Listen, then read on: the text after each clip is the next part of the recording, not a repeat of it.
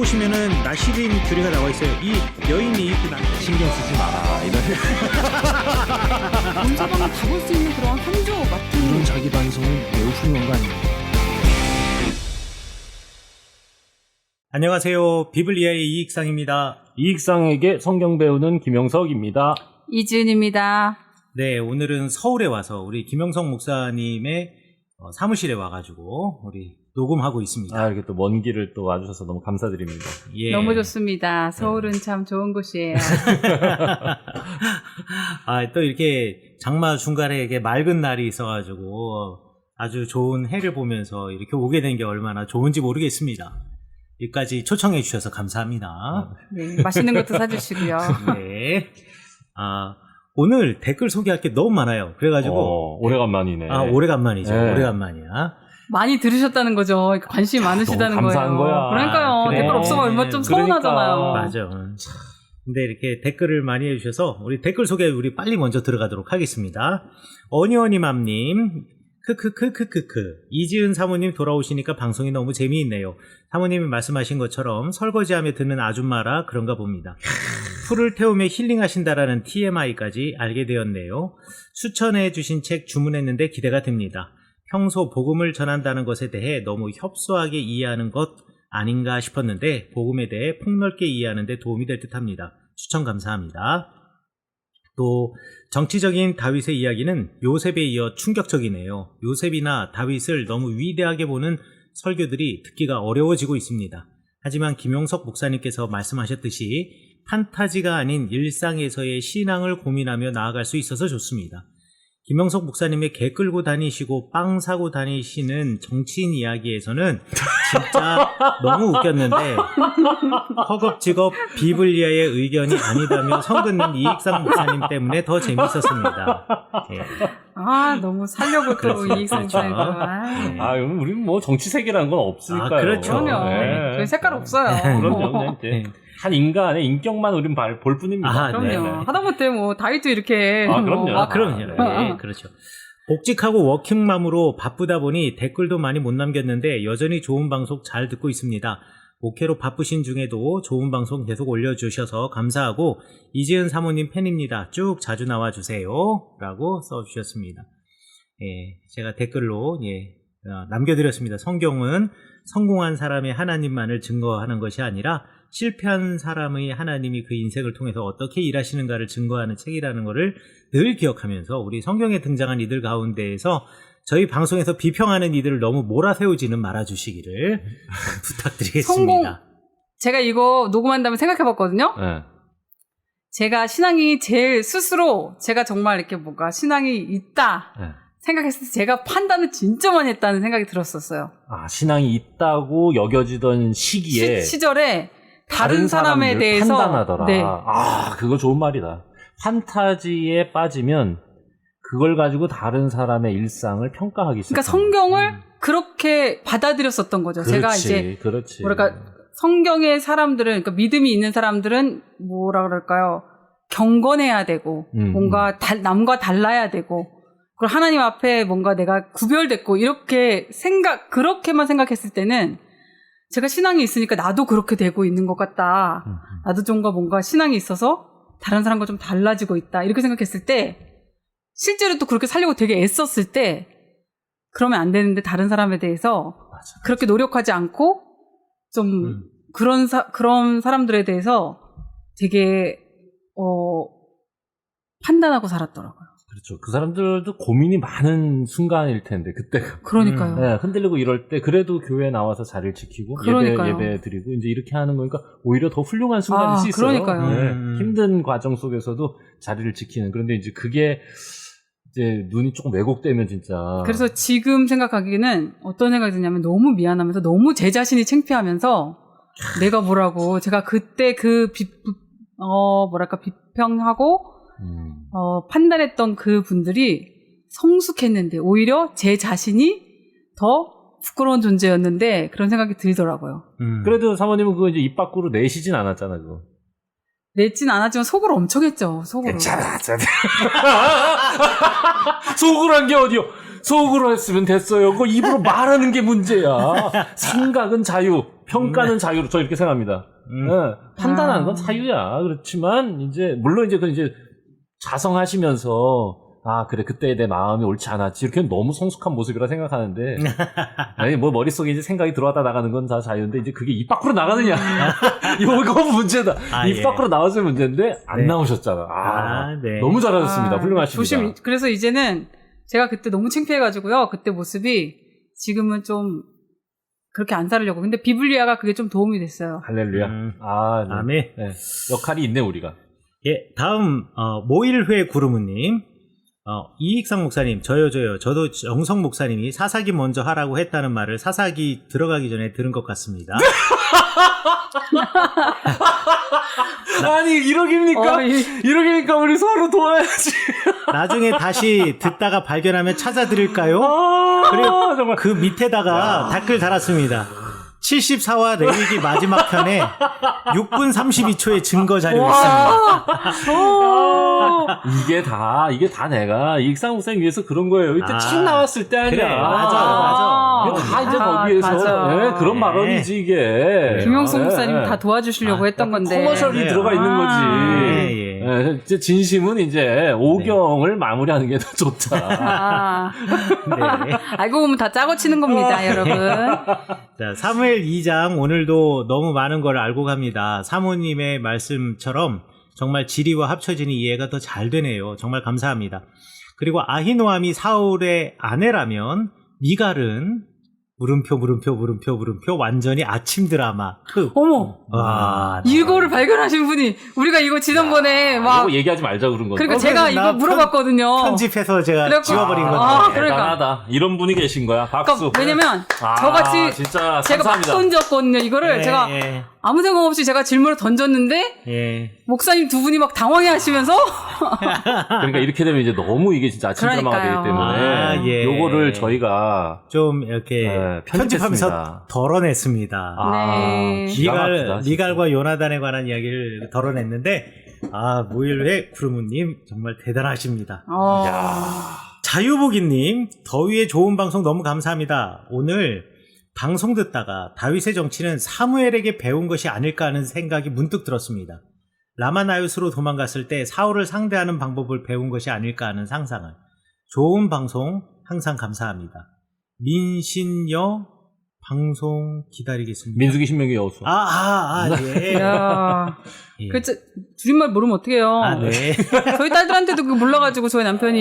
민신수 했으면 내가 알았지. 그래도 알아야죠. 척하면 척이지. 그럼 공부도 하고 그러시지만 아직도 멀었네. 줄임말 공부하고 그러셔야죠. 더위와 장마에 건강하세요라고 해서 좋은 인사이트 주셔서 너무나 감사합니다. 아니 진짜 우리 오경만 반복해도 괜찮아. 왜냐면 오경을 창출 레민신 여기까지 딱 갈 때까지만 해도 요게 꽤 시간이 되잖아요. 네. 그러면 또 그만큼 지나면 또 새로운 얘기들이 또 나올 거고. 그렇죠. 그리고 또 하고 이렇게 해도 실은 이제 이 오경이 그 모든 성경 해석의 이 바탕이잖아요. 그렇죠. 네. 그러니까. 그래도 뒤에도 가요. 나같이 모르는 사람들은 좀 뒤에도 가끔 가고. 특집으로 해가지고 여사 특집 한번 껴주고 뭐 이런 식으로 이렇게. 이거 좋다. 예. 점점 이렇게 이제 방향이 잡혀가는 것 같아. 네. 방송의 방향이. 동달사님, 비블리아가 목회자 교육 채널로 뿌리내리면 한국교회에 큰 기여가 됩니다. 거룩한 주유소 비블리아 화이팅입니다. 감사합니다. 이거 저희가 마음속으로만 꿈꾸고 있었던 말인데 저희 입으로 할 수 없는 말을 우리 동달사님이 대신 해주신 거예요. 멋있다. 거룩한 주유소. 우리가 하면 되게 교만한 말이 되는데 하면 안 되죠. 그렇지. 너무 교만하지. 아니 그러니까 목회자들이 즐겁게 재교육하고 또 그치, 성신도들도 깊이 있게 성경을 마주할 수 있도록 뭔가 이 채널 통로를 마련하자. 이게 이제 처음 그 출발점이었던 것 같습니다. 네, 그럼요. 그걸 알아봐 주시니까 너무 감사하네요. 너무 고맙습니다. 그리고 자발적으로 듣는다는 게 너무 놀라운 거지. 맞아요. 학교 가봐요. 누가 자발적으로 안 가지. 가기 싫지. 맞아요. 우리 모일회 구르무님, 들으며 생각하며 느낀 점은 성경의 배치가 정말 최고라는 것. 사사기와 룻기가 같은 시대였으니 혹시 배치를 룻기 다음 사사기로 했을 수도 있겠지만 여호수아에서 정복을 해 나아가며 사사기로 와서 하나님 나라를 이루어야 할 이스라엘 민족이 변해가는 상황에서 왕이 필요하다고 하는데 하나님은 룻기를 통해 나의 나라는 이런 나라가 되어야 한다. 용사는 이런 사람들이고 서로 이렇게 도우며 살아라. 나의 백성은 이런 백성이다 라고 하시며 사무엘로 넘어가 왕을 세우시지만 다음은 사무엘서를 들으시기를 하면서 성경의 내용들이 이렇게 쭉 서로 스토리로 연결되어서 이어져 가고 있다라는 것에 대해서 우리 모일회 구름운님께서 정리해 주셨습니다. 아, 이게 진짜 제가 기억하는, 이제 우리 방송 중에 뭐 좋은 방송들이 기억나는 게 많이 있어요. 근데 그 중에서도 진짜 뭐 손가락 안에 꼽히는 이 백화, 룻기. 아, 그러니까 이거를 이제 딱 찾아주시니까 굉장히 감사한 거죠. 아, 네. 매우 중요한 그 방송이었던 것 같아요. 아, 백화를 다시 들러주셨네요. 네, 네. 감사하네요. 이번 주일 설교 룻기입니다, 저는. 맥추절이기 때문에. 나 그걸 놓쳤네. 지금 우리는 요한복음 나가고 있어가지고. 그렇구나. 네. 합입 누룽지 마구 먹고푸. 먹고푸. 네. 누룽지를 좋아하시는 분인가 아니, 보다. 여러분 UFC를 좋아하시는 분입니다. 아, 그렇죠. 합입. 네. 모르지. 합입이라고 네. 위대한 이 선수입니다. 은퇴했는데 저도 굉장히 좋아했던 선수입니다. 안녕하세요. 첫 회부터 정주행 마친 지도 꽤 되었는데 이제야 댓글을 남기네요. 이야. 오, 저는 역사와 과학을 좋아하고 무교인이고 무신론자인 청취자인데요. 하지만 성경을 역사적으로 알고자 하는 마음에 찾아 듣게 되었습니다. 어릴 적부터 성경 읽기를 몇 번 시도를 해봤지만 번번이 중도 포기했었는데 비블리아 팟캐스트 덕에 조금씩 성경을 알아갈 수 있어서 좋네요. 지금은 놀랍다. 비블리아를 통해 듣기만 하지만 듣다 보면 나중에 읽을 때 훨씬 도움이 될 듯하고 말이죠. 처음 막 듣기 시작할 때는 이분들 혹시 아주 막 복음적이고 원리주의적인 주장을 하시는 그런 교인분들일까? 그렇다면 바로 꺼버려야지 하는 반신반의하는 마음으로 듣기 시작했는데요. 웬걸 이익상 목사님, 김영석 목사님 모두 굉장히 열려있으시고 진보적이셔서 저희 선입견이 좀 무한해졌었네요. 이지은 사모님도요. 그리고 저 굉장히 복음적이에요. 김영석 목사님, 이지은 사모님 세 분 삼총사가 모두 함께 하실 때가 제일 재미있어요. 맞습니다. 라고 해주셨습니다. 그래서 제가 댓글 달았습니다. 예, 감사합니다. 신앙 가지고 있지 않으시지만 이 방송 함께 들어주신다니 너무 황송하고 감사합니다. 진짜 너무 반가워요. 네, 너무 반갑습니다. 네, 제 신앙은 진보적이지는 않습니다. 오히려 중도 보수에 가까운데 아마 진보적인 학자와 목사님들은 저를 더 보수적으로 보실 수도 있겠습니다. 김영석 목사님의 신앙은 제가 방송 통해서 직접 물어보겠습니다. 김영성 목사님도 얼마나 복음적이신데, 그죠? 성경적이라 하겠습니다. 성경적. 네. 그렇죠. 진보 맞아요. 보수가 어디 있겠습니까? 그래요. 맞아요. 성경이 무엇라 말씀하시는지 저는 네. 완전한 하나님의 계시로 받고 그 뜻을 헤아려 가는 그냥 한 사람의 학생일 뿐이다. 맞습니다. 이렇게 얘기하고 싶습니다. 아멘입니다. 그리고 이 생각이 시대적으로 볼 때 그게 진보적 성향일 수도 있고 보수적 성향일 수도 있다 이런 생각이 드는 네. 거죠. 그리고 성경을 보수적으로 볼수록 삶은 진보적일 수밖에 없는 것 같아요. 저는 그렇게 생각합니다. 그래서 저도 신앙이 좋아지게 된 계기가 레위기를 공부하면서 신앙이 저는 좋아졌어요. 레위기를 공부하면서 하나님의 사람은 이렇게 살아가야 하는 거구나 라고 하면서 레위기를 공부하면서 오히려 제 신앙이 좋아졌고 그래서 이제 석사 때 논문을 레위기 성결법전으로 썼던 것 같아요. 저는요, 저희 남편을 보면서, 하나님은 살아계시구나. 왜? 항상 뭐 대부분의 아내들이 다. 그럼. 자, 여기서 맞장구 잘 쳐야 돼, 김영선. 저 인간도 변하는구나. 그렇죠. 하나님이 함께 하시면 저 인간도 변하는구나. 그렇구나. 네. 정말 하나님은 살아계신다.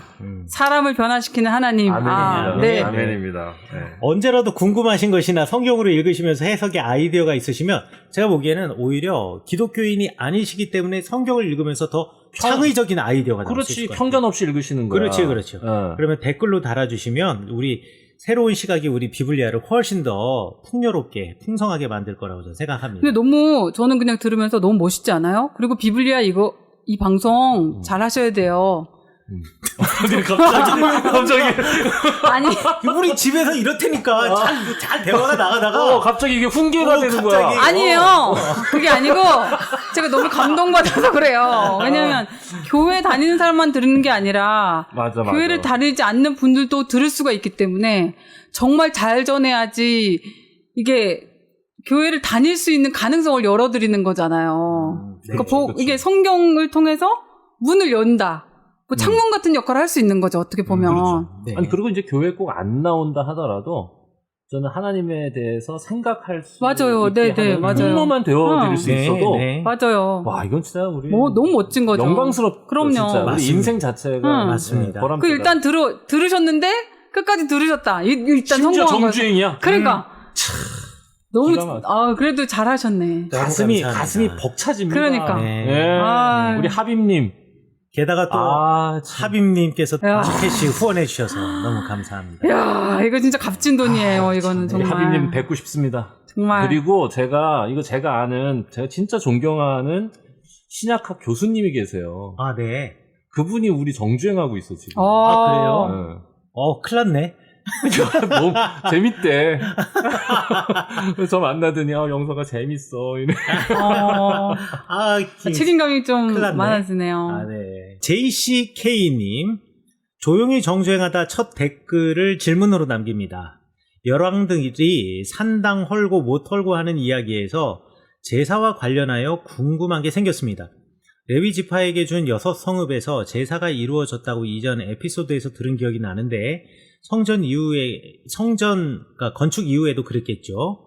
사무엘도 솔로몬도 산당에서 제사를 드리는데요. 그 산당엔 성막이 있었겠죠. 그리고 레위 제사장 머무는 성읍에도 산당이 있고 그곳에도 공식적 제사가 있었겠죠. 그렇게 보면 산당 이퀄 악이 아니라 변질되어 우상을 섬긴 산당이 문제이고 우상 전용 산당이 만들어진 게 문제라는 생각인데 맞을까요? 아님 산당 자체가 일정 시점, 그러니까 성전 건축 이후에는 허용되지 않은 것인가요? 모든 제사는 무조건 성전으로 오시오인가요? 예, 이렇게 질문을 해주셨는데요.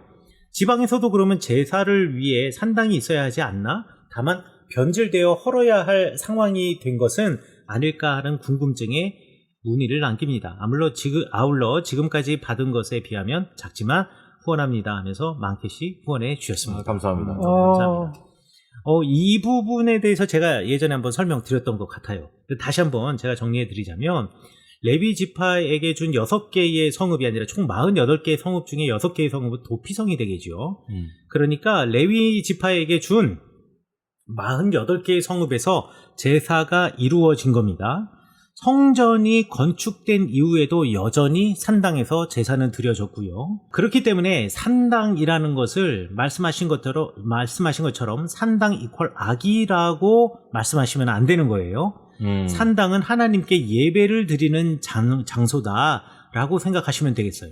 그래서 지금 우리 JCK님께서 말씀하시는 것처럼 사무엘도 솔로몬도 산당에서 제사를 드렸다라고 생각하시면 되겠네요.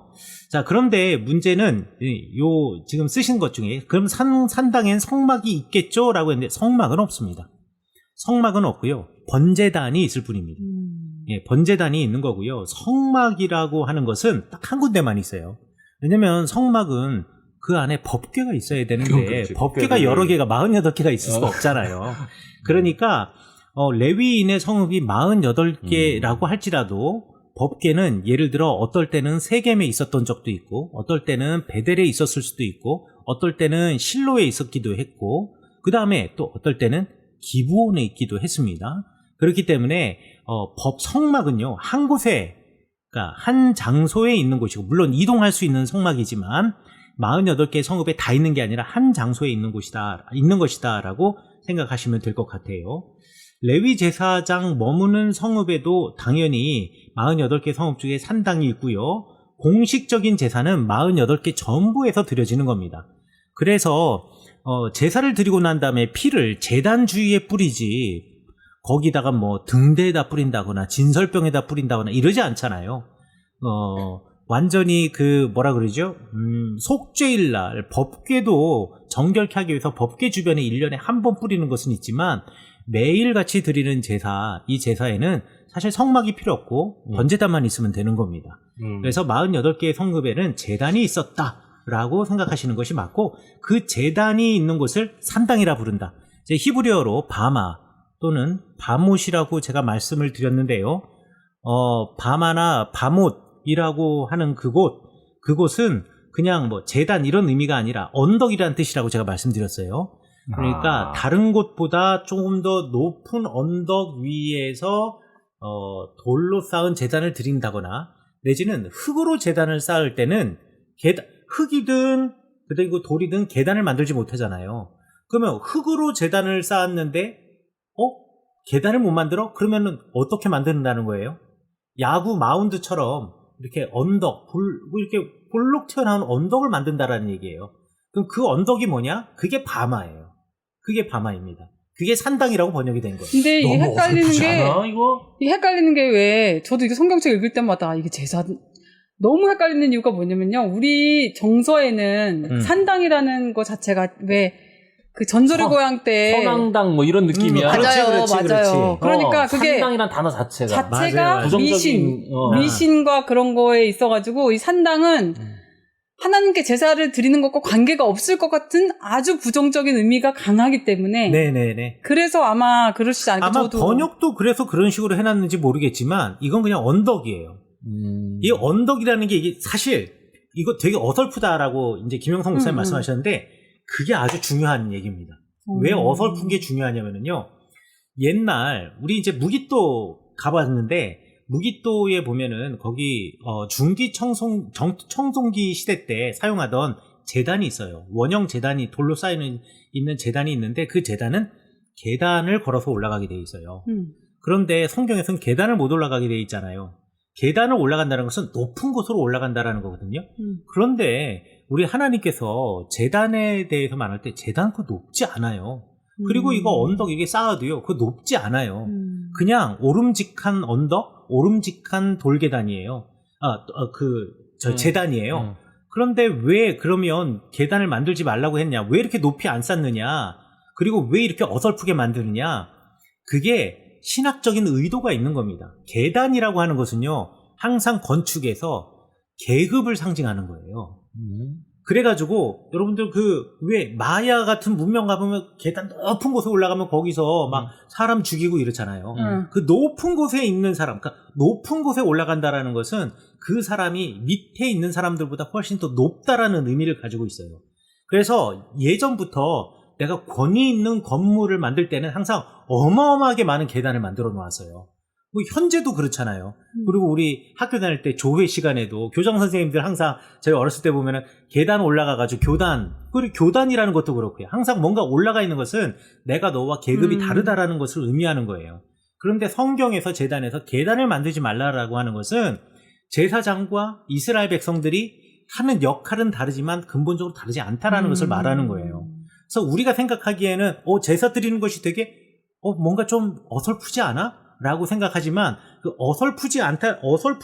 어설프다라는 것은 이제 구조물적으로는 어설프다라고 말할 수 있으나, 사실 그렇게 어설프게 만들라고 말한 나름대로 하나님의 의도가 있다라고 저는 성막에 계단이 없나 그래서? 야, 성막 계단 없어요. 되게 마음이 되게 이게 복잡해진다. 왜냐하면 네.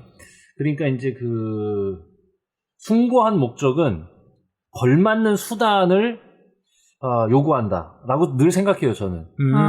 그러니까 내가 지금 전하고 싶은, 내가 알려주고 싶은 이 정신, 그 가치가 귀한 만큼, 저는 그거를 아름답게 잘 준비하고 포장하고, 그래서 보여주는 일이 되게 중요하다고 여기는 거거든요. 그러니까 내가 진짜 가치 있는 보물을 누구에게 전달하려고 그럴 때, 검정 비닐에 싸가지고 주진 않거든요. 맞아요. 그게 이제 인지상정이라서, 지금까지 이제 모든 종교의 이 유물들을 볼 때, 아주 이 인류 최초의 종교 뭐라 그래? 유적지.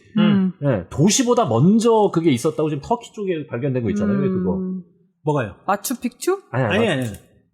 그래서 까먹었어. 근데 이게 도시보다 이 종교 유적지가 먼저 존재했다는 되게 독특한 이 증거예요. 그러니까 그만큼 종교라는 게 인류 역사상에 아주 핵심적인 역할을 했다는 근거가 되는데 그때도 이런 부분들은 가장 귀하게 만들었다 이거지. 맞아요. 스톤헨지라든지. 그런데 왜 우리 하나님을 섬기는 자리가 네. 그냥 대충 흙 쌓아 올린 언덕이어야 되냐? 이게 복잡해지는 거야. 아니 1m 50 정도 쌓아 올린 언덕이니까 대충이라고 말할 수가 없죠. 생각해보세요. 일반 그렇지. 땅보다 1m 50까지 이렇게 높은 언덕을 쌓아 올린다라는 것이 그게 뭐 대충 만들었다라는 의미라고는 이 말할 수가 마추픽추하고 없고요. 이게 나랑 싸우자는 거야 뭐야? 그렇지. 싸우자는 거야 뭐야 지금? 마추픽추랑 비교하면은 이게 말도 안 되는 거지만, 그렇죠. 네네. 기본적으로 지금 이건 제 생각이에요. 아무도 이런 얘기는 한 적이 없어요. 아마 주석책에도 없을 거예요. 그런데 계단이라는 것이 가지고 있는 상징성, 그러니까 하나님과 사람과의 관계라는 것뿐만 아니라 그 위에 올라가는 제사장과 백성과의 관계 말이에요. 자칫하다 보면은 본질보다 그 주체가 있잖아요. 그 그렇죠, 제사장들이나 그런 사람들이 더 높아질 수가 있을 것 같아. 성막 아멘입니다. 같은 경우에는 생각해보시면 막 돌고래 가죽 이런 걸로 만들었어요. 이거 엄청나게 비싼 거예요. 그리고 청실, 홍실 짰잖아요. 홍실은 뭐 성류에서 뽑았을 수 있다 그래도 청실은 이거 바다 고동, 소라에서 뽑아야 되는 거기 때문에 무지하게 비싼 거예요. 그러니까 김영성 목사님 말씀하신 것처럼 그 예배와 하나님에 계신 그 장소에 대한 우리의 외적인 정성 이것도 중요하지만 제단이라고 하는 개념은 그 위에 올라가는 제사장과 그리고 제사를 드리는 사람이라는 개념에 있어서 서로의 격을 두지 않는다. 아멘입니다. 계급과 신분의 차이를 두지 않는다라는 것을 제가 말씀드리려고 했다. 받아들여졌을 것 같아요. 이단들 있잖아요. 그 어디지? 청평역에 가다 보면은 그 주황색 지붕들 있는 이단. 거기 에덴 이단. 에덴. 거기 들어가 본 어떤 분이 말씀해 주신 건데 거기 가면은 대장 있잖아요. 대장이 올라가는 그 자리가 저 꼭대기에 있대요. 근데 거기서 내려다 보면은 진짜 거기서 올려다 보면은 누가 봐도 그분이 신처럼 보일 것 같대요. 그러니까 그만큼 이단들이나 그런 사람들은 그 이단의 최고로 뭐라 그러죠?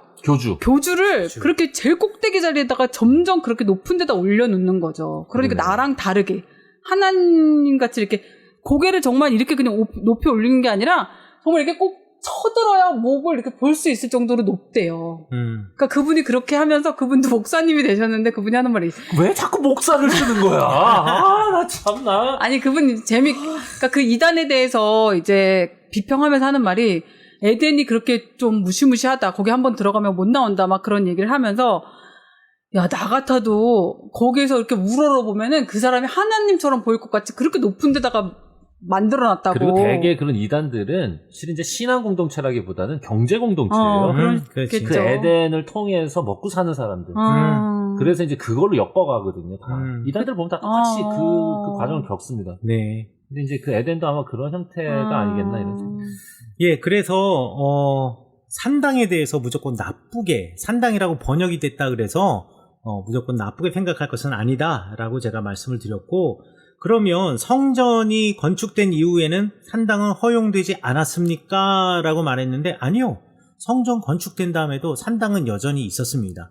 그리고 산당에서 제의를 드리고, 왜냐하면 먹어야 되는 문제가 있기 때문에, 고기를 먹어야 되는 문제가 있기 때문에 피 흘림에 관하여서 제단에서 잡아야지만 그 동물을 먹을 수가 있었기 때문에 산당은 여전히 존재하고 있었는데, 이것이 성전으로 하나로 끌어모을 때, 야, 성전에서만 제사 드려야 돼 라고 해서 이것을 중앙 집권화했다라는 표현이 이게 맞는지 모르겠는데 예루살렘에 있는 성전으로 집중화시킨 사람이 이제 요시아이죠. 요시아 시대 이후로는 산당을 전부 다 철폐해버렸죠. 다 없애버리고. 그 이유는 이제 산당이 장점도 있지만 우리 말씀하신 것처럼 또 단점, 더 심각한 단점들이 또 많이 발견되었기 때문에 오염된 거지, 오염. 그렇지. 예, 지방의 토착 신앙과 서로 섞여가지고 하나님 신앙을 잃어버리게 되는 근거를 자꾸 마련해주고 있기 때문에 그래서 산당을 없애자라고 했는데 또 산당을 없애고 난 다음에 또 문제가 생겼어요. 무슨 문제가 생겼냐면 예전에는 율법을 따라 정말 먹기 위해서 무언가 동물과 짐승을 잡기 위해서는 반드시 하나님 앞에 나아가서 짐승을 죽이면서 생명을 해하는 것에 대한 나름대로의 어떤 뭐라 그러죠? 경계선? 이런 것들에 대한 마음속에 기준들이 있었는데 이제 요시아의 개혁을 통해서 먹는 건 니네들이 알아서 거기서 니네 동네에서 알아서 먹어. 굳이 제단까지 나올 필요는 없어. 라고 요시아의 개혁은 그렇게 해줄 수밖에 없어요. 안 그러면은 예루살렘 주변에 있는 사람은 평생 죽을 때까지 고기 못 먹는 수도 있어요. 아니면 1년에 딱 3번 예루살렘에 와야지만 먹는 경우도 있을 수가 있고 그러니까 전국에서 고깃집은 예루살렘밖에 없는 그런 문제가 되지. 생길 수가 있죠. 그러니까 그걸 갖다가 허용해 주었단 말이에요. 허용해 주면서 이 신앙까지 다시 또 느긋해지는 거예요. 풀어지는 거예요. 내가 만들어놨던 그리고 율법이 정해놓았던 경계선들이 흐물흐물 이렇게 넘어지면서 또 신앙에 문제가 생겨요. 그래서 성전으로 집중화시킨 사람들이 신명기적 신학을 가진 개혁가들이고 이것을 갖다가 극렬하게 반대했던 사람들이 제사장 신학을 가지고 있었던 사람들이었다. 그래서 우리가 흔히들 말하는 D와 P는 늘 서로 충돌했다라고 생각하시면 될 것 같아요. 예, 우리 JCK님의 질문에 이게 대답이 되셨는지 모르겠습니다. 들리는 말씀 울리는 마음 Welcome to the 비블리아 열리는 성서 알리는 방송 Radio 비블리아 Radio 비블리아 멋진 인생님께서 안녕하세요. 오랜만에 글 남겨요. 업로드 기다리다가 목이 쭉 늘어져 있었어요. 세 분의 목소리 함께 들으니 얼마나 반갑고 좋던지요. 그리고 내후년에는 성지순례를 꼭 같이 가고 싶네요. 비행기표 취소된 거 보면서 마음이 너무 아팠던 일인이었네요. 세 분께서 녹음하기 위해서 준비하시고 멀리서 오시고 함께 방송하고 편집하고 올리고 이 모든 일련의 과정을 상상하면서 참 쉽지 않은 길을 가시는구나 생각했어요. 그래서 열심히 듣고 널리 많은 분들에게 알리고 전하고 있습니다. 이익상 목사님과 김영성 목사님 두 분이서 무얼 세우시든지 만들든지 하시면 적극으로 동참할 터이니 용기 있게 도전하세요. 그 길 함께 가겠습니다. 세 분 모두 무더위에서 건강하게 안전하게 잘 지내시기를 응원합니다. 아자아자 으쌰으쌰. 감사합니다. 감사합니다. 격려해 주시네. 예, 너무 나중에 우리 성지순례 가면은 다 아이디로 이름표 맞아가지고. 명자를 그렇게 만들면 되겠다. 멋진 인생. 맞아. 예, 모일회 그룹은. 예, 그럼 좋네요.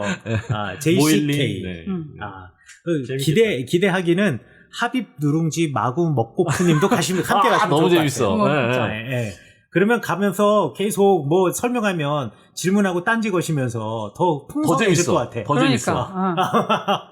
가끔씩 소외되는 사람 없게 그렇게 재밌게 가면 좋겠어요. 가끔씩 그런 질문 하지 말라고 면박도 주면서. 맞아요.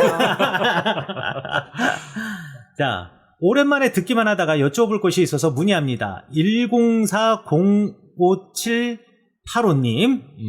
신약 성경에 있는 말씀이지만 신약이라기보다는 이스라엘의 문화라고 생각하여 구약학자인 이익상 목사님께 문의하여도 충분히 답하여 주시리라 믿고 문의하여 봅니다.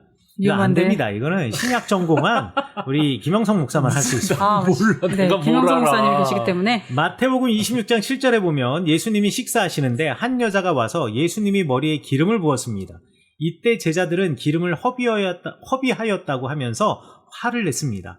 예수님의 머리에 기름 부은 이 사건은 예수님의 죽으심을 준비하는 것이라고 배웠기 때문에 기름 부음에 대한 궁금증은 해소되었습니다.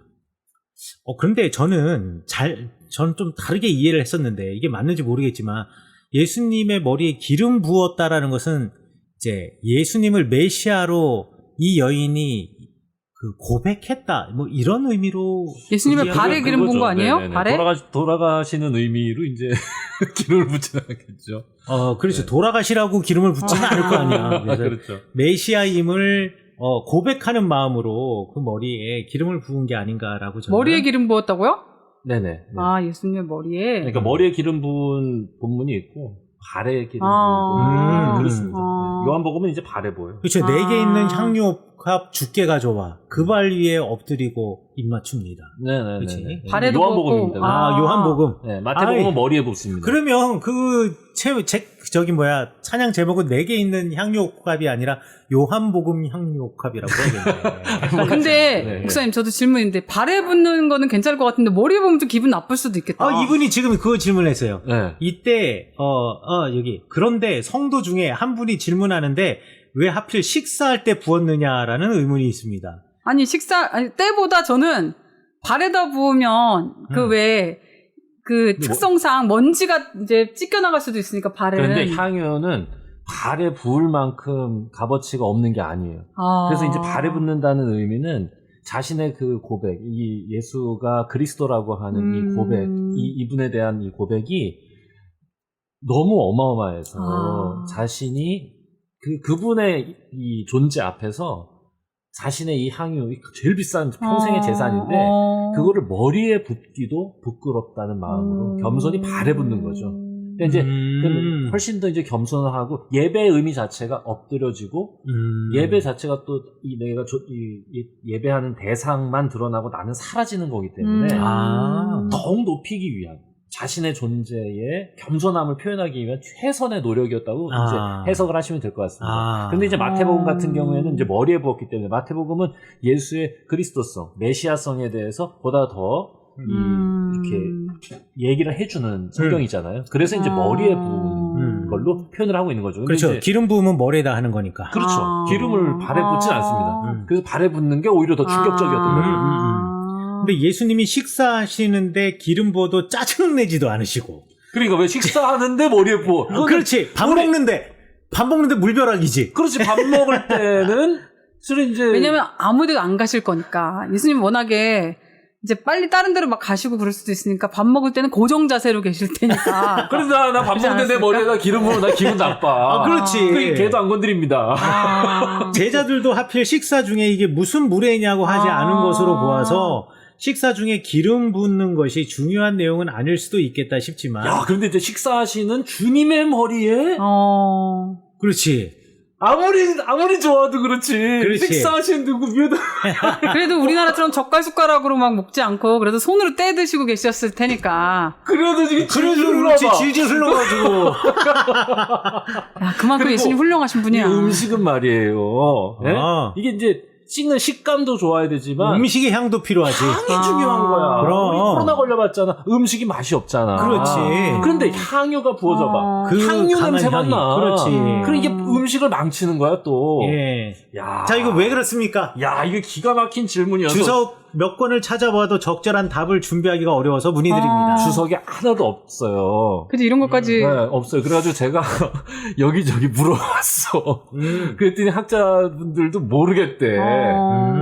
그런데 이제 같이 찾다 보니까요. 이게 이제 질문 보고 찾다 보니 여기에 식사하시는 중에라고 번역된 단어 자체가 실은 식사하시다라는 뜻을 가진 단어가 아니라 기대어 누워 계시다라는 뜻입니다. 근데 왜 번역을 식사하시다라고 했어? 식사할 때 기대 누워 있으니까. 그렇죠. 유대인은 뭐 본인이 그렇지, 설명해 그렇지. 줬던 거 아니에요? 아니 그런데 누워 있다고 기대어서 이렇게 기대어 있다고 무조건 다. 그러니까 식사할 때 기대어서 확인을 하지만 그렇다고 기댄다고 해서 다 식사하는 건 아니니까. 아니지. 그렇지. 그래서 같은 단어를 쓰고도 요한복음은 그냥 앉아 계실 때 이렇게 번역했습니다. 그러니까 여기 이제 번역의 차이입니다. 그래서 저는 다른 마태복음, 마가복음에도 동일한 단어로 쓰여져 있기 때문에 굳이 이걸 식사하시는 중에라고 번역하지 않는 것이 좋다라고 말씀드리고 싶어요. 그럼 얘기가 되겠네요. 그렇죠. 그래요. 굉장히 우리도 당황스럽잖아요. 그쵸.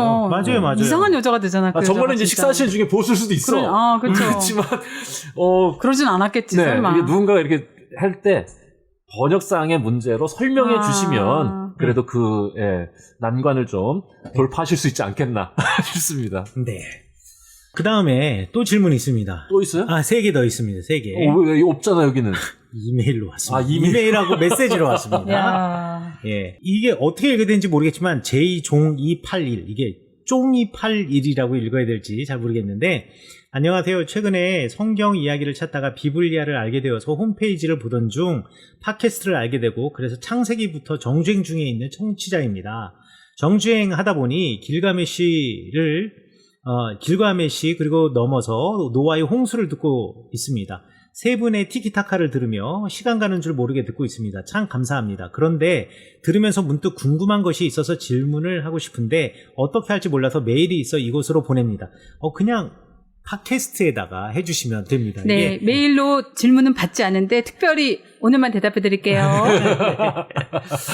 자, 날짜를 보니 98년부터 아닌데 일찍 하셨는데 너무 늦게 알게 돼서 뒷북을 치는 것 같아 죄송합니다. 우리 창세기 1장과 2장에 대한 이야기와 노아의 홍수에 대한 이야기를 듣다가 질문이 생겼는데요. 사화를 듣다가 궁금한 것이 생겼습니다. 당시에 당연히 글이 없었으므로 구전을 통해 전해지게 되는 것도 이해가 되고 공동체가 함께 구전을 전해왔다는 것도 이해가 되었습니다. 그런데 창세기를 이야기하시면서 1장과 2장의 차이에 대해 글을 쓰는 저자가 느끼는 하나님에 대한 관점의 차이라고 이야기를 해주셨는데요. 창세기부터 신명기까지를 모세 5경으로 지은이가 모세로 이야기하고 있습니다. 하지만 그렇게 되면 지은이가 모세가 아니라 모세 이외에 여러 명이 된다라는 것인데요. 배우기는 모세가 저자로 알고 있어서요. 이것을 어떻게 이해하면 좋을까요? 제2문서와 2문서 등으로 문서설을 설명하기 위해 예를 들어 설명하신 것인지 아니면 정말로 저자가 다른 사람인지 이해가 되지를 않았습니다. 또 다른 창조가 아니라 같은 창조인데 그 창조를 바라보는 사람의 시각이 달랐다는 것은 글을 쓴 저자가 2명이라는 말이 되니 혼란스럽게 느껴집니다. 이 이야기를 모세가 합하여 썼다라는 말이 되는 건가요? 저는 야곱의 가족이 내려갔을 때 여호와의 이름을 가졌는데 애굽에서 오랜 시간 동안 노예로 살아오면서 구전이 자녀들에게 잘 전해지지 못한 것과 모세에게 나타났을 때에는 하나님이 나타나셔서 모세가 유대인들에게 애굽에서 데리고 나올 때 모세에게 나타난 하나님이 야곱에게 나타난 유대인들의 여호와와 같은 분이심을 설명하기 위해 여호와 하나님과 여호와 하나님의 이름을 같이 사용하여 유대 사람들이 다른 신이 아니라는 것을 이해할 수 있게 했다고 이해했었는데요. 이렇게 이해할 수 있을까요? 이렇게 된다면 여호와 하나님으로 나누어지는 여호와와 하나님으로 나누어지는 문서설에 대해 어느 정도 해결이 되지 않을까 하는 생각도 들었습니다. 물론 이것이 정답이라고 생각하지는 않습니다만 노아 홍수 이야기를 하실 때도 마찬가지로 두세 개의 이야기가 하나로 합쳐졌다고 설명을 하시면서 이것도 저자가 여럿인데 후에 모세가 여러 구전을 합쳐 기록한 것인가요? 말씀을 들어보면 모세가 아니라 후세의 성경 편집자가 노아의 여러 이야기를 합친 것으로 들립니다. 결론적으로 말하면 창세기의 저자가 모세가 아니라 다른 저자가 썼다고 느껴집니다. 배우기는 모세가 저자인데 그래서 혼란스러워서 메일을 보냅니다. 이거 길게 고생했어요. 일단 뭐 핵심은 왜 자꾸 모세를 집착하시는지. 네. 예. 아니, 근데 그렇게 배우셨대잖아요. 어디서 그렇게 가르치는지 잘 모르겠습니다. 교회 학교에서는 그렇게 가르쳤죠. 교회 학교에서 가르치는 것 수준으로 쓰신 분이 아닌 것 같은데, 이분은? 그런가? 학교에서 배웠다고 근데 저도 모세가 썼던 줄 알았어요. 그렇죠. 이제, 자, 질문. 왜 거기 자꾸 모세 오경이라고 부르는 거야? 이거 진짜. 모세 오경이요? 네. 모세가 썼는 줄 알았어. 근거가 어딨어, 이거? 없어. 근거가 없어. 그러니까 이게 누가 가르쳤어요? 교회에서 그렇게 가르쳤으니까 하는 거지. 하지만 이제 15세기까지는 네. 15세기까지는 모세가 썼다고 다들 이야기를 했어요. 그러니까 지금도 그렇게 그러니까 알고 있는 신기한 사람들이 거야. 있다는 거죠. 지금도. 그러니까 어떻게 이게 아니 근데 목사님들처럼 신학교에 다니지 않는 분들은 저는 아니 여기 비블리아에서 듣기 전까지도 모세가 썼는 줄 알았어요. 저도. 네, 그렇긴 하겠죠. 그리고 맞아. 근데 더 재밌는 거는 10세기의 뭐 욕한 거 아니죠? 아니에요. 10세기의 랍비들이 왜 자꾸 10세기라 그런 그래? 말이야. 10세기 이름 되잖아요. 더 이상해. 재밌다. 10th century. 네네네네. 10th century. 네, 좋습니다. 10th century의 랍비들은요, 창세기, 출애굽기, 레위, 민수기, 신명기를 모세가 썼다라고 인정하지 않은 랍비들도 대단히 많았어요. 그러니까 오히려 오늘날 아주 보수적인 기독교 학자들이나 가르치는 사람들이 지금으로부터 1000년 전의 랍비들보다 더 생각이 딱딱하신 거야. 그러니까 이게 굉장히 놀라운 얘기죠. 근데 현재 저 아는 어떤 분들도 성경은 1.1획도 뭐 그런 말씀 있잖아요. 그러면서 하시는 젊은 분들도 많아요. 1.1획도 틀린 게 또 없다. 그럴 수밖에 없었던 게 이제 모세에게 하나님이 율법을 주셨는데 우리가 창세기부터 신명기까지를 율법서라고 부르잖아요. 그러니까 그 율법 모두를 모세가 하나님으로부터 신의 산에서 받았다라고 착각하셨을 수도 있어요. 그런데 한국말로 율법이지 실제로 히브리어로는 토라라고 하거든요. 그렇죠. 토라라는 것은 실제로는 직역을 하면 가르침입니다. 티칭이에요. 그러니까 그건 율법서라는 의미는 나중에 그 토라의 그런 율법이라는 의미가 티칭이니까 부여된 것이고 그게 율법서를 창출내민 신을 이야기하면서 율법서 전체까지 전부 다 모세가 전부 다 신의 산에서 받았다라고 사람들이 생각을 하는데 여러분 레위기만 읽으셔도요. 모세가 신의 산에서 내려와서 모세가 성막 안에 들어갔을 때 하나님이 주신 율법이에요.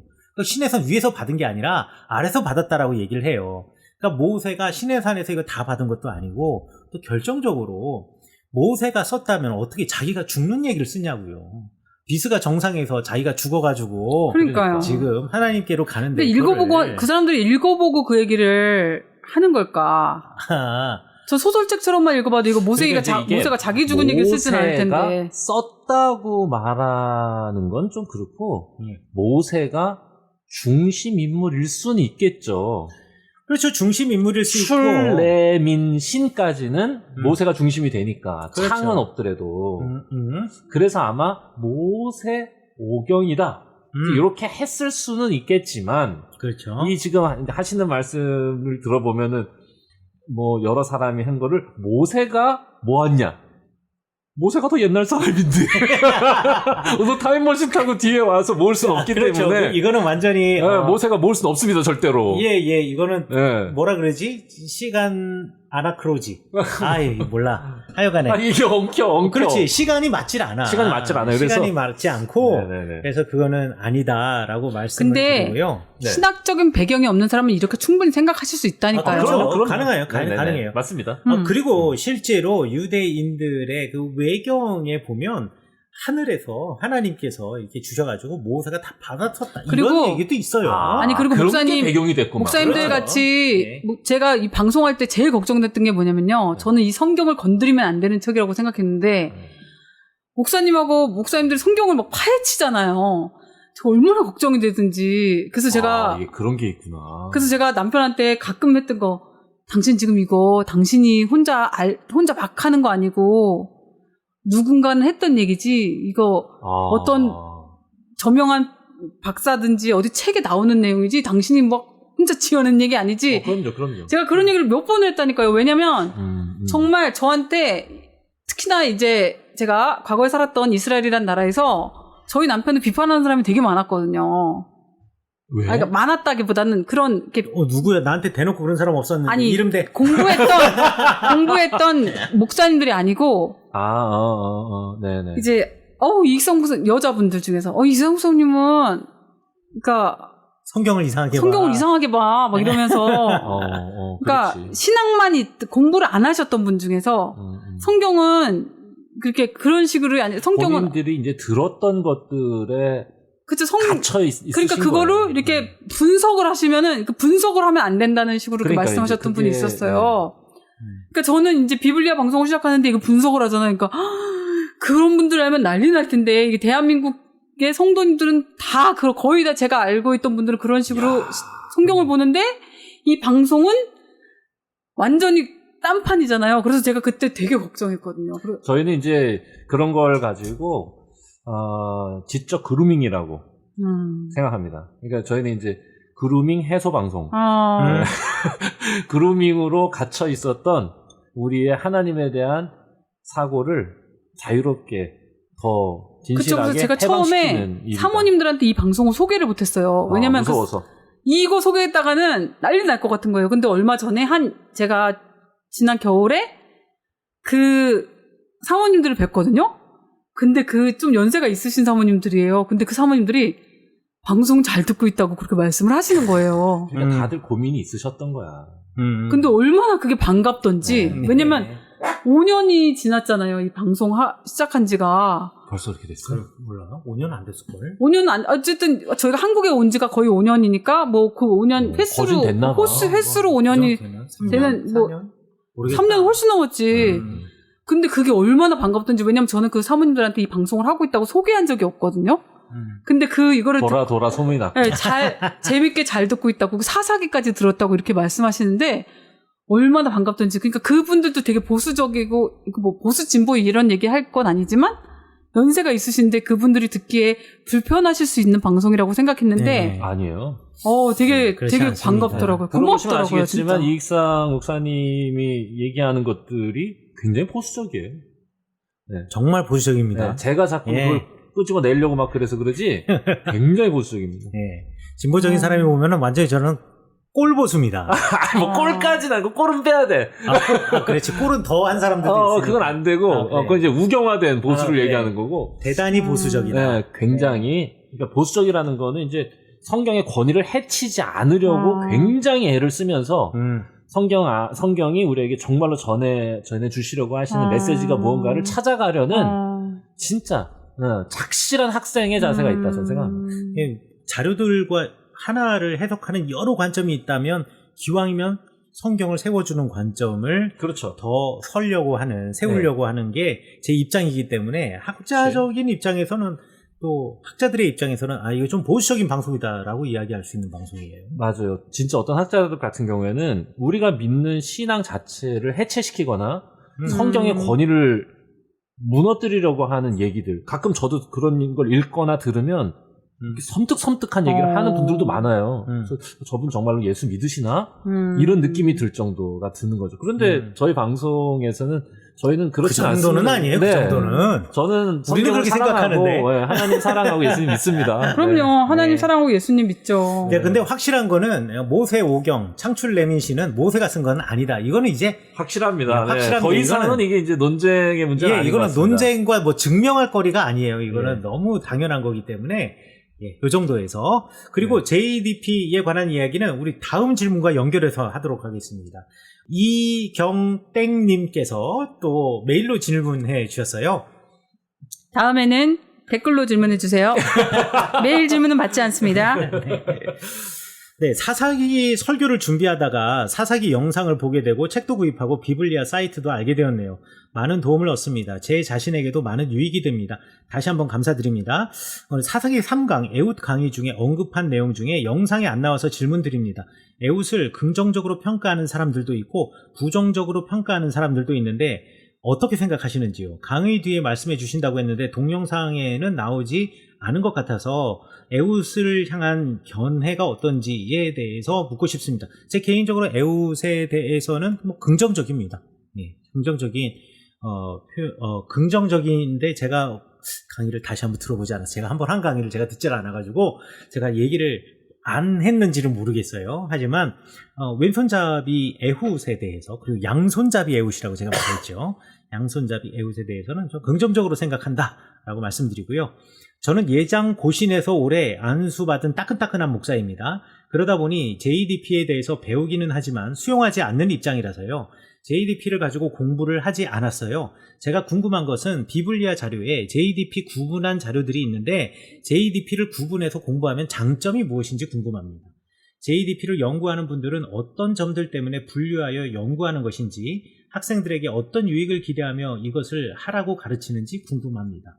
막 학부에 입학한 학생에게 가르쳐 주시는 수준으로 가르쳐 주시면 제가 쉽게 이해할 수 있을 것 같습니다. 워낙 인이 박혀서 저희 포지션에는 변화가 없을 것 같은데 이 기회에 좀 폭을 넓혀보고 싶어서 질문 드립니다. 이런 방향으로는 전혀 생각해보지 않아서요. 고퀄리티 자료들 근거에 기반한 가르침들 배울 수 있어서 감사합니다. 또 무료에다가 널리 쓸 수 있도록 해두신 것으로도 좋은 쪽으로 충격받았습니다. 귀한 사역 감사드립니다. 라고 해주셨습니다. 그렇죠. JEDP를 가지고 고신 목사님이시라면 공부하실 기회가 없었을 것이다. 들어는 보셨겠으나 그래요? 그렇죠. 고신 목사님이라면 JDP를 만나실 일이 들어보시는 하겠지만 JDP를 직접 분석하면서 그 전통에 대해서 공부해 본 적 없을 거라고 저는 생각해요. 저는 그렇게 생각합니다. 야, 그러면은 굉장히 편향될 수 있을 텐데, 해석이. 서로 만나면은 딴 얘기할 수도 있죠. 목사님들끼리 만났을 때. 그렇죠. 예. 왜냐하면 서로 다른 관점에 서로 다른 역사적 필요에 의해서 문서가 작성되고 편집되고 그것이 최종 결과물이 됐다라는 의견을 이해하지 못한다면 인정하지 못하는 거죠. 그렇죠. 그렇게 되면 성경을 해석할 수 있는 눈 자체가 굉장히 제한적이 될 수밖에 없잖아요. 그렇죠. 제한적일 수밖에 없는데, 글쎄, 저도 이제 그쪽에서 공부해 본 적은 없기 때문에 고신 측 목사님들이 문서설에 대해서 어느 정도까지 이해하시는지는 제가 잘 모르겠으나, 그러나 성경을 연구하고 공부하는 데 있어서 신앙이 진보적이냐 보수적이냐를 떠나 이 문서로 나누어서 전통을, 그러니까 문서로 나누어 본다라는 표현이 너무 이렇게 좀 마음이 안 좋으시다면 전통을 나누어서 분석하고 공부하는 거는 기초입니다. 제일 그렇죠. 중요한 거예요. 이게 왜 필요하냐면 우리가 하나님을 이해하는 방식이 사람이 경험하고 있는 상황과 시대와 문화에 따라 다르거든요. 그렇죠. 그리고 내가 어떠한 상황에서 어떠한 위치에서 하나님을 찾느냐에 따라 내가 찾는 하나님도 다르거든요. 네. 그런 것들이 전부 다 묻어나 있는 것이 성경이고 그 묻어나 있는 이야기들이 하나로 묶여낸 것이 성경이기 때문에 이것을 그냥 하나로 통째로 보았을 때의 장점도 있지만 그 안에서 그 고백을 하고 그렇게 하나님을 증거하는 사람들이 어떤 삶의 자리에서 어떤 신학을 가지고 또 어떤 신앙을 가지고 이 하나님을 고백했는가를 우리가 알지 못한다면 그야말로 배가 산으로 가는 거예요.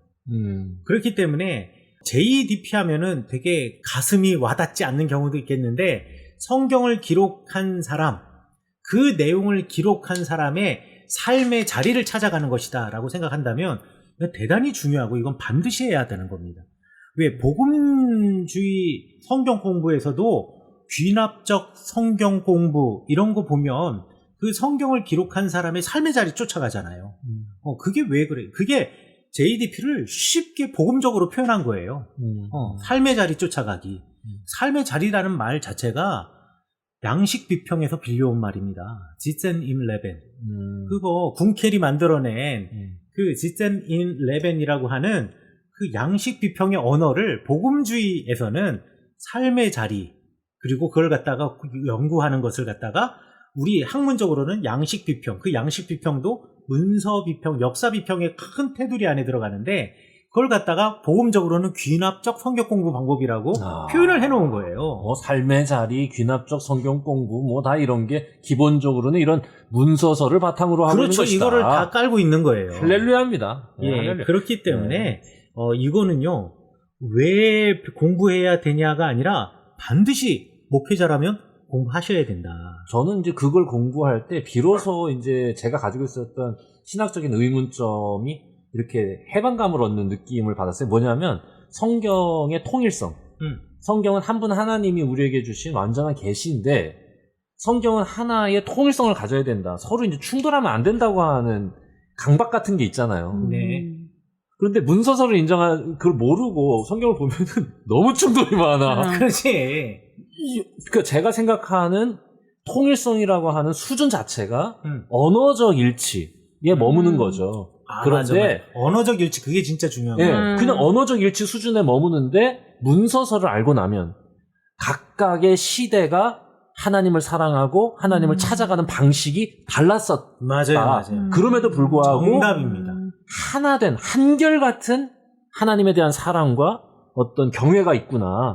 그걸 찾아가는 길이 서로 달랐을 뿐. 그렇죠. 그러면서 오히려 더 높은 레이어, 더 높은 차원에서 통일성을 갖는 성경의 메시지가 보이기 시작한 거죠. 맞아요. 그래야 해방감을 느끼고 진짜 성경에 대한 권위 앞에 내가 겸손해지지 언어적 통일성 그거를 끼워 맞추려고 하다 보면 이상한 변명, 거짓말을 해야 되고 맞아요. 과도하게 왜곡된 해석을 해야 되는 경우가 너무 많이 발생합니다. 게다가 JDP라고 하는 것은 사실 창세기, 출애굽기, 레위기, 신명기 요 5개의 책에서만 JDP로 나누는 거지 여호수아 이후로는요 JDP를 나누지 않아요.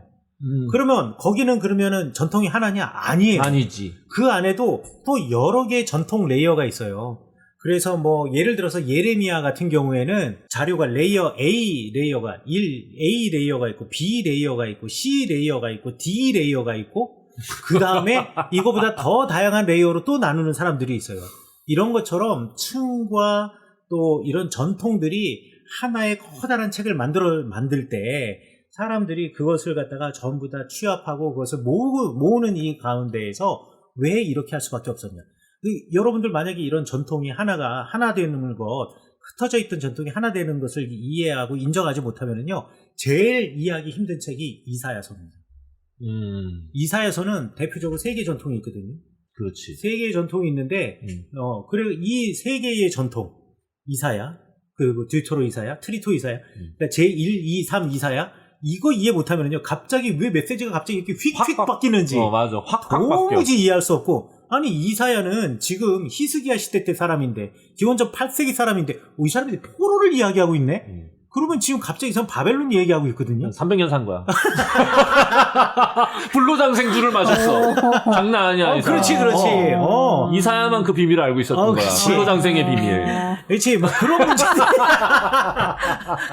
문제가 생겨요. 장난 아닌 거지. 그러니까 너무 길어. 그럼요. 그러니까 이런 것들을 갖다 이해하시려면 JDP뿐만 아니라 성경에 나와 있는 전통의 층들과 자료들을 아는 것은 매우 중요하다.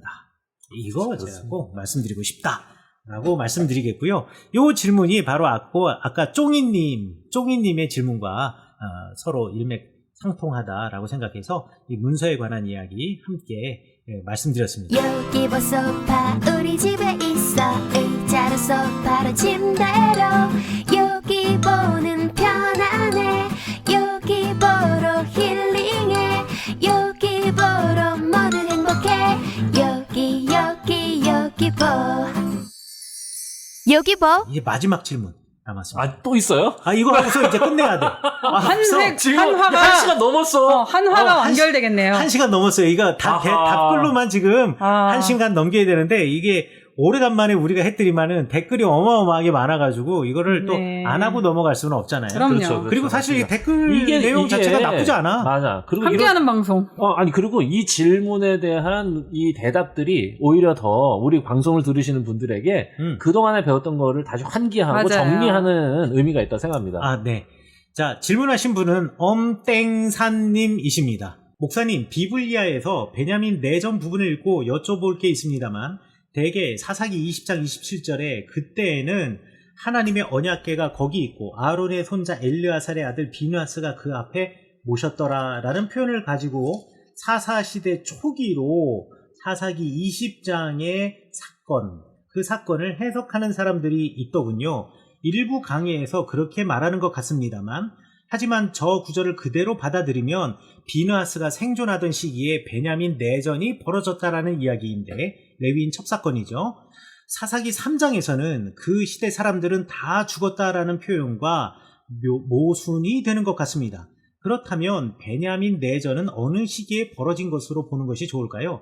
물론 사사기가 연대적 순서로 기록된 게 아니라 신학적 의도에 따라 기록된 문헌이라 연대 추정이 너무나도 난감합니다만 적어도 초기로 보기는 어렵다고 해야 되지 않나요? 라고 질문해 주셨습니다. 이분은 정말 열심히 진짜 꼼꼼히 성경을 읽으시는 분이죠. 제가 보기에는 이분은 뭐 주석책도 있고 문헌도 찾아보시는 거 보면 목사님이시거나 그렇죠. 최소한 그냥 목사님도 아니고 엄청 열심히 있으신 목사님. 그렇죠. 그리고 신대원 이상은 되시지 않으실까. 아무리 학생이라 그래도 저는 그렇게 생각을 합니다. 자, 그런데 일단 이 사사기 지금 말씀하신 것 20장 7절인가요? 한번 찾아볼까요? 제가 여기 그때에는 하나님의 언약궤가 있고 아론의 손자인 엘르아살의 아들 비누아스가 그 앞에 모시고 섰더라라고 되어 있는데 그때에는이라고 표현하는 요 문장은요 그 뒤쪽으로는 이렇게 맨 마지막에 이 사사기라고 하는 책을 전체로 묶은 사람이 첨가해 놓은 이야기다라고 생각하시면 될 것 같아요. 그런데 첨가할 때 이분이 사실 글의 위치를 실수했거나 내지는 내용을 쓰실 때 오류라고 하기에는 좀 그렇고요. 역사적인 맥락을 확인하지 못한 채 다만 이 사람이 이야기하고 싶었던 것은 베델에 하나님의 언약궤가 있었다라는 것을 말하고자 했던 것이 핵심 포인트였는데, 그런데 그것을 말하는 과정에서 거기에 대한 정당성을 부여하고자 그 언약궤가 있는 아론의 손자인 엘르아살과 비느하스를 여기다가 그냥 끌어들인 것이다라고 말하는 게 더 맞아요. 왜냐하면 사실 이 당시에 법궤가 베델에 있었는지도 알지 못해요.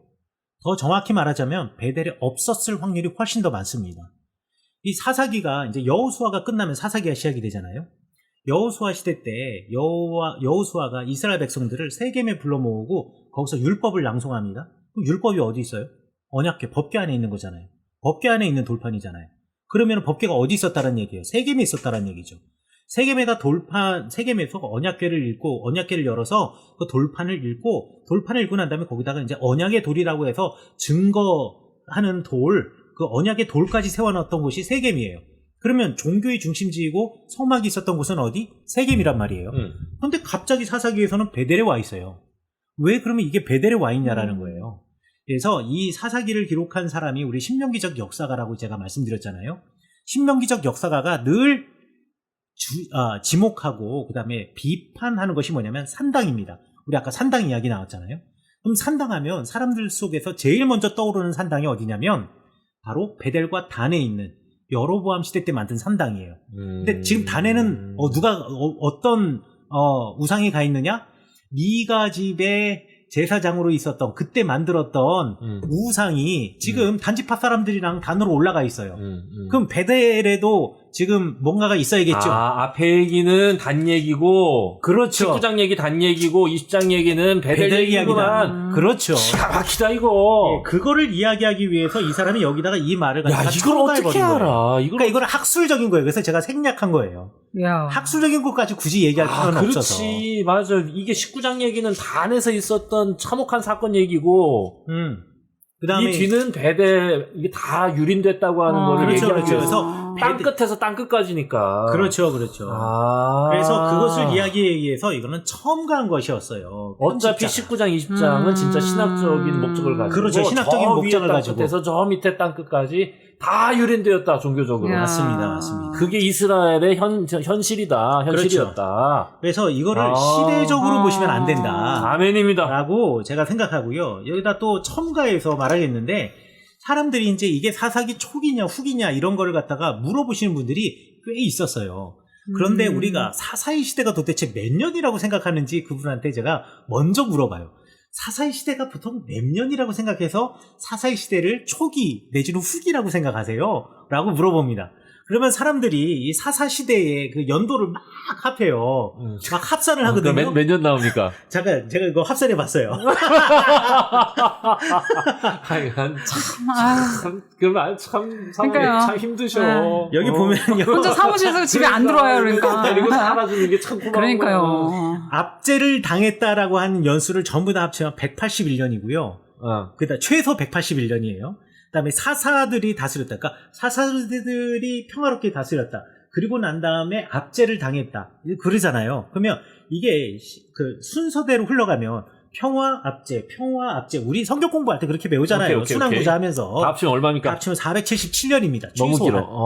너무 야. 길어. 최소가 477년이에요. 자, 이렇게 되면 문제는 뭐냐? 다윗이 1000년이거든요.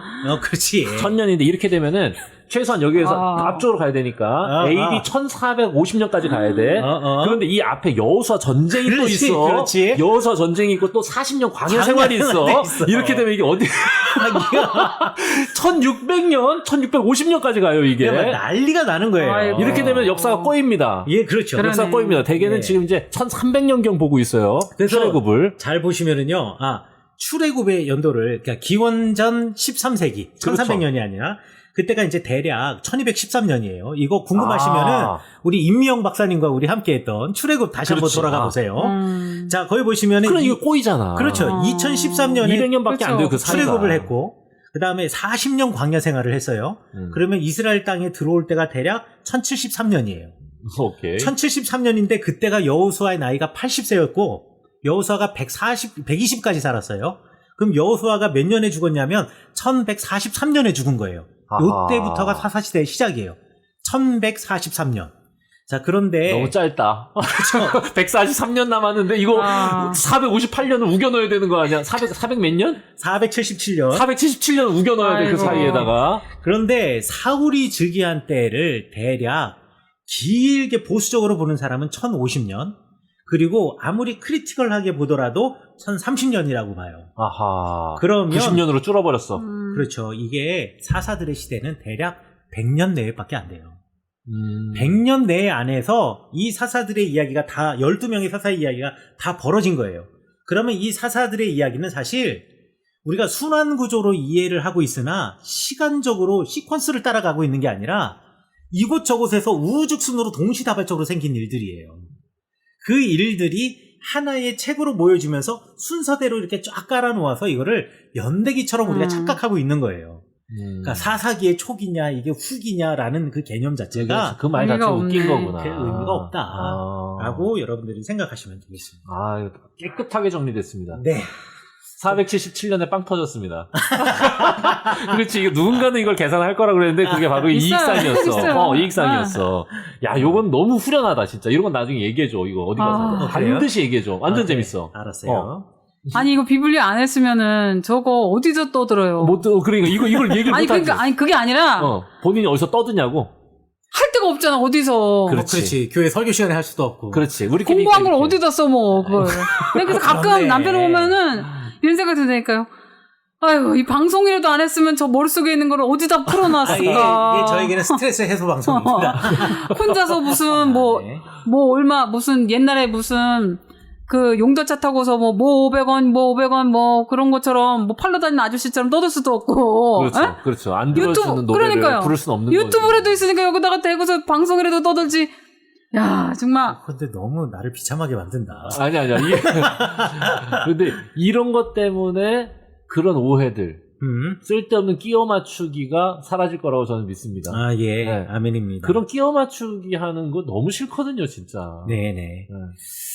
아, 너무 재밌다, 이거. 기쁘게 생각해요. 학교에서 네. 가서 떠들어봐. 다 학교 오기 싫어가지고 공부 억지로 오는 애들, 자는 애들 앞에서 떠드는 것보다 찾아 듣는 사람들 앞에서 아, 이렇게 재밌게 왜 떠드는 게 낫지. 대한민국 신학생들을 이렇게 무시하세요. 아니 신학생들뿐만이 아니라 아, 대학생들이 다 그래요. 아, 예. 학교는 다 가고 싶어하는 사람이 없어요. 요거는 우리 비블리아의 방송이 취지와는 맞지 않은 발언입니다. 그건 내 생각을 얘기하는 거예요. 내 생각을. 아, 네.